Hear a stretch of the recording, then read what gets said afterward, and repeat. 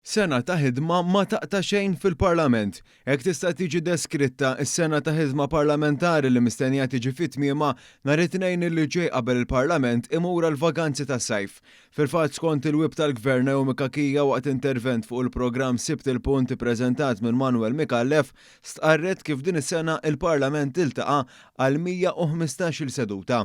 Dawn issarfu fi kważi 40 liġi li għaddejna, ġifieri jekk tqis iż-żmien fejn inkunu waqfin minħabba il-xogħol tal-budget u xogħol ieħor illi ma jkunx relattivament abbinat mal-abbozzi, kunu qegħdin ngħaddu pressapoko abbozz fil-ġimgħa. Fil-fatt jekk wieħed jidħol fid-dettall tal-ħidma li twettqet minn wara l-btajjel tas-sajf tas-sena li għaddiet, jirriżulta kif ġew approvati 41 qatt ta' liġi u tresqu 109 mozzjonijiet li 37 kienu tal-ewwel qari.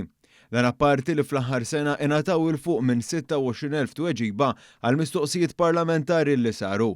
Filwaqt li ringrazzjat lil daw kollha li kienu parti biex din il-ħidma setet titwettaq minkejja t-tfixkil tal-Oppożizzjoni Nazzjonalista Kakija fissret kif il-Parlament dejjem tmexxa b'sens ta' dialogu. Dejjem għażilna illi immexxu b'sens ta' dialogu, b'sens ta' kooperazzjoni, u naħseb Alex jista' jikkonfermadi. Ġifieri anke fi żminijiet diffiċli, id-default dejjem tkun li tipprova tasal bil-kelma tajba. Ġifieri li l-gvern jiġi akkużat xi kultant b'arroganza hija verament fażulla, hija verament unfair.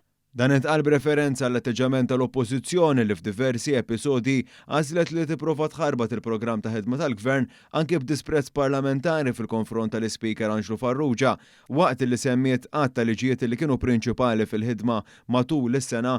Kakija saħqet kif il-Gvern mistenni li jissokta b'dan ir-ritmu ta' ħidma parlamentari. Għandna ħafna xogħol xiridu nagħmlu, ġifieri aħna l-intenzjoni tagħna hi li kull ma ġie imwiegħed fil-manifest elettorali attwalment nwettquh